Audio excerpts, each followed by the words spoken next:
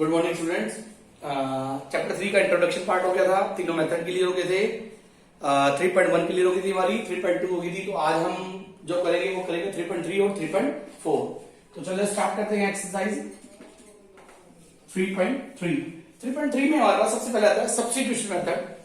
वैसे तो मैंने आप लोगों को करा दिया था, बट मैंने कहा चलो एक क्वेश्चन फिर भी हम एक बार कर ले ताकि हमें क्लियर हो जाए। जैसे पहला पार्ट कर लेते हैं, x plus Y is equal to 14 and x minus Y is equal to 4।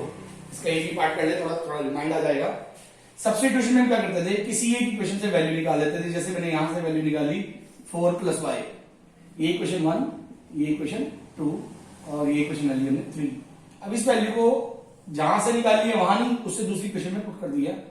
4 plus Y is equal to 14, 2y is equal to 10 क्योंकि 4 उधर चला गया, y इज इक्वल टू कितना आ गया 5। तो y की वैल्यू कितनी आ गई 5 को इसमें पुट करोगे आप तो x की वैल्यू कितनी आ जाएगी 9।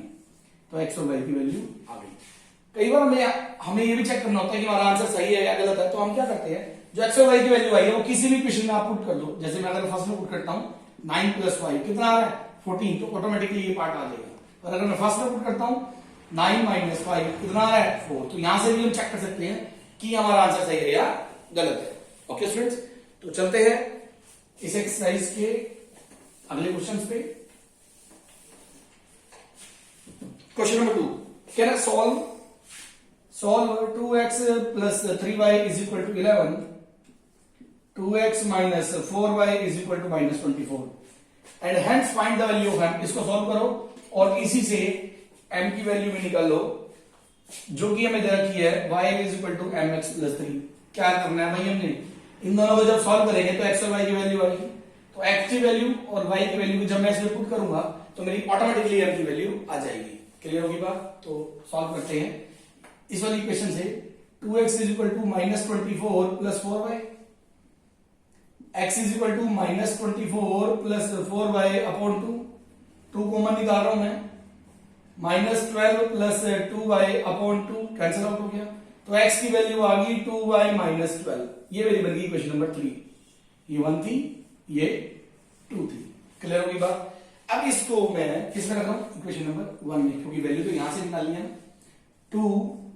2y minus 12 plus 3y is equal to 11, 4y minus 24 plus 3y is equal to 11, 7y is equal to 11 plus 24, 7y is equal to 35, y is equal to 5। मेरी y की value आ गई 5। y की value को मैं again इसमें put कर रहा हूं, x इज इक्वल टू 2, यहां 5 माइनस 12 कितना आ गया 10 माइनस 12, देन x की वैल्यू आ गई मेरी माइनस 2। जब मेरी x और y की वैल्यू आ गई, तो x और y की वैल्यू मैंने कहां पुट करनी थी, यहां पर। y कितना आ गया मेरा 5 m, x कितना है माइनस 2 प्लस 3, तो 5 is equal to minus 2m plus 3, 5 minus 3 is equal to minus 2m, 2 is equal to minus 2m, then m की वैल्यू कितनी आ गई माइनस 1। बहुत ही इजी क्वेश्चन था, ये था क्वेश्चन नंबर 2। ठीक है स्टूडेंट्स, अब चलते हैं क्वेश्चन नंबर 3 पे। 3 के हमारे पास नियर अबाउट 5 to 6 पार्ट है। 3 पार्ट मैं करा दूंगा आप लोगों को, इसमें 3 आप लोगों ने खुद प्रैक्टिस करनी है। ओके, चलो चलते हैं क्वेश्चन नंबर 3 की तरफ।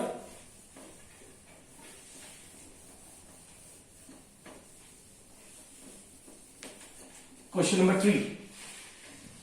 3 का फर्स्ट क्वेश्चन है हमारे पास, थर्ड का first part. Find the difference between two number is 26। दो नंबर है जिनके बीच का डिफरेंस कितना है 26। तो हमने मान लिया लेट दी नंबर्स बी, मान लिया मैं x एंड y। मेरे पास दो नंबर है x और y। देखो जब मैं दो नंबर ले रहा हूं तो एक ऑब्वियस सी बात है, एक छोटा एक बड़ा होगा, इक्वल तो होगा नहीं। अगर इक्वल होता तो मैं x ना नाम रखता या y रखता। तो इसलिए मैंने क्या मान लिया, मैंने साथ साथ ये भी कंडीशन माननी बहुत जरूरी है, इसके बिना बात बनेगी। भैया मेरा x बड़ा है और y छोटा है। जैसे मैंने दो नंबर माने 10 और 12, तो 12 बड़ा है 10 छोटा है। 8 और 5, 8 बड़ा है 5 छोटा है। तो एक नंबर हमेशा बड़ा होता है, एक नंबर छोटा होता है। अब अकॉर्डिंग टू क्वेश्चन के अकॉर्डिंग वो कह रहा है इन नंबर का जो डिफरेंस है वो कितना है 26। अब मैंने x y माइनस y क्यों लिखा, क्योंकि x बड़ा है y छोटा है। क्लियर? ये तो आ गई क्वेश्चन नंबर 1, मेरी इक्वेशन क्रिएट हो गई। नाउ अब वो क्या कह रहा है, one number is 3 times the other. एक नंबर दूसरे का 3 गुना है। तो भैया छोटे वाले का ही 3 गुना होगा ना, क्योंकि ये तो नंबर ऑलरेडी बड़ा है। जैसे यहाँ 12 और ये मैं 4, 2 नंबर लेता, तो अगर मैं छोटे वाले को 3 से मल्टीप्लाई करूंगा तभी इसके इक्वल आएगा ना, तो इसलिए ये आ गई मेरी दूसरी इक्वेशन। इसके अंदर पुट कर दो 3y minus y is equal to 26, 2y is equal to 26, then y is equal to 13। बहुत सिंपल एक्सरसाइज है। अब y की वैल्यू 13 आ गई भाई, y की वैल्यू अगर 13 आ गई तो यहां पर पुट कर दो आप, x is equal to 3 into 13, कितना आ गया 39। देखो x बड़ा आया, y छोटा आया, और इन दोनों का जो डिफरेंस है चेक कर लेना कितना है 26। क्लियर होगी बात। तो थर्ड क्वेश्चन का एक पार्ट हमने कर लिया, एक और समझते हैं। थर्ड पार्ट जो है इसका वो बिल्कुल वैसी ही है, चलो समझते हैं इसका थर्ड पार्ट।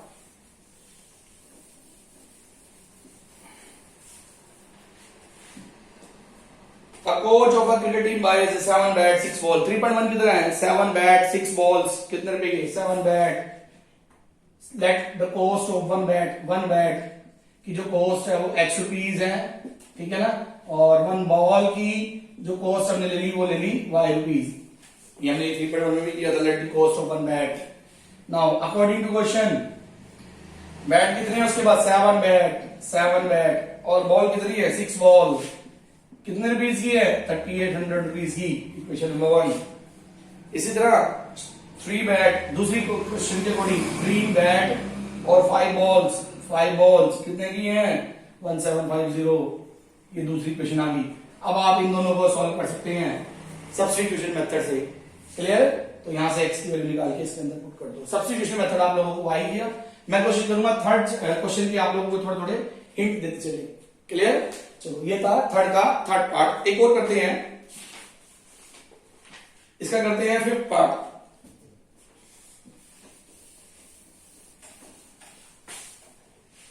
थर्ड क्वेश्चन का फिफ्थ पार्ट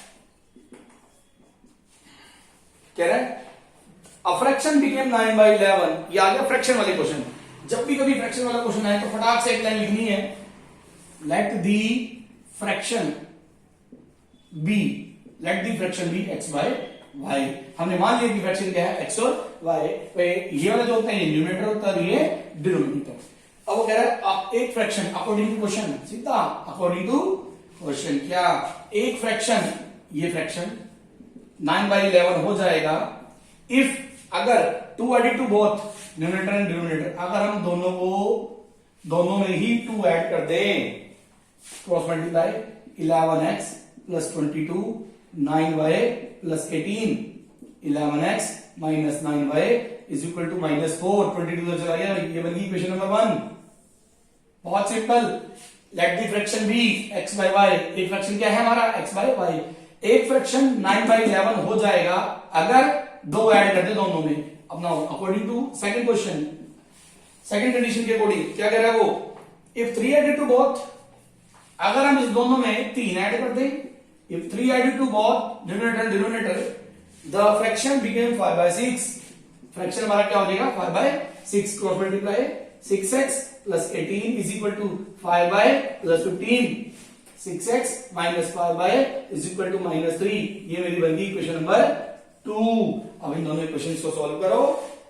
सब कौन से मेथड से, सब्स्टिट्यूशन मेथड से ही कर लो, क्योंकि एक सही सब्स्टिट्यूशन की है। एग्जाम में आप जिस मर्जी मेथड से सॉल्व करो। क्लियर। तो ये थर्ड का हो गया फिफ्थ पार्ट। ओके स्टूडेंट्स, एक और क्वेश्चन कर लेते हैं, second question.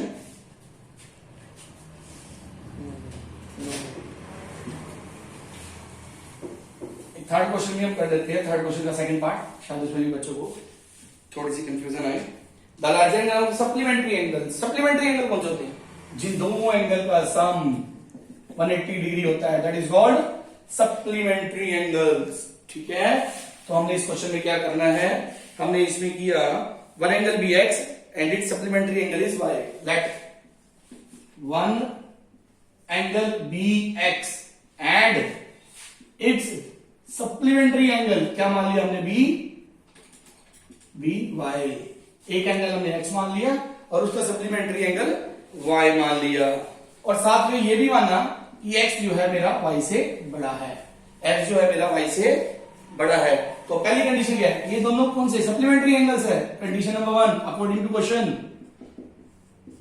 x plus Y is equal to 180 degree. भाई सप्लीमेंट्री एंगल की बात हो रही है। और दूसरी कंडीशन के अकॉर्डिंग क्या कह रहा है, वो कह रहा है स्मॉलर इज बाय 18 डिग्री। जो बड़ा एंगल है वो छोटे से 18 डिग्री ज्यादा है। जो बड़ा एंगल है, बड़ा हमने दिखाया था, वो छोटे से 18 ज्यादा है, 18 डिग्री ज्यादा है। सीधी सी बात है भाई, जो बड़े वाला एंगल है वो छोटे से 18 डिग्री ज्यादा है। यही तो था बड़ा, ये देखो छोटे से 18 ज्यादा है। तो x की वैल्यू इसमें पुट करो, y plus 18 plus y is equal to 180, 2y is equal to 180 minus 18। इसको सॉल्व करो, y की वैल्यू आ गई, y की वैल्यू यहां पर पुट कर दो, x की वैल्यू आ जाएगी। Very simple. तो स्टूडेंट्स ये थी आपकी एक्सरसाइज 3.3। इसमें मैक्सिमम क्वेश्चन मैंने सॉल्व करवा दिए। ओके।